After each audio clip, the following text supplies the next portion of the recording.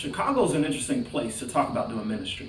In 1915, from 1915 to 1919, more than 500,000 African Americans from the American South moved to Chicago.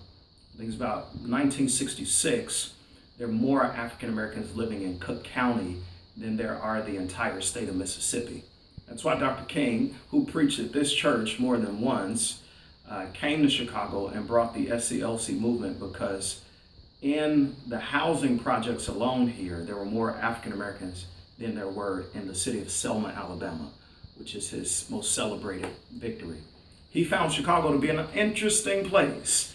Politics, religious politics even, at work against the civil. This was one. Despair is everywhere, and unfortunately you find it even in the hearts of the members of local churches. I remember a few weeks ago, we had a member and her granddaughter who were at home. The granddaughter was keying into the house when all of a sudden some shooting broke out in the yard right next to them.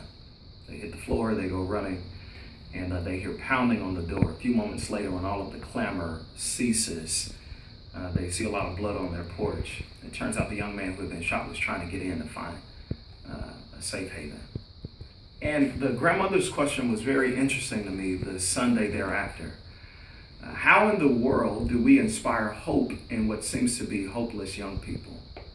And I think this is a major opportunity for our church, and we've been seizing it in every way that we can. And that is this: the church has to get outside of the confines of its four walls.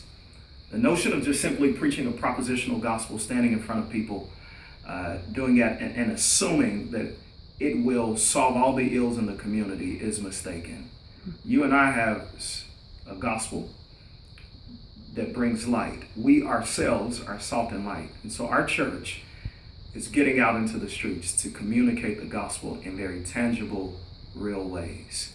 And even this grandmother in our congregation is finding ways to be the church on her block because those young men need it. These are challenging times for any pastor in any context like these, but these are the greatest times to be alive doing this kind of work. God bless you.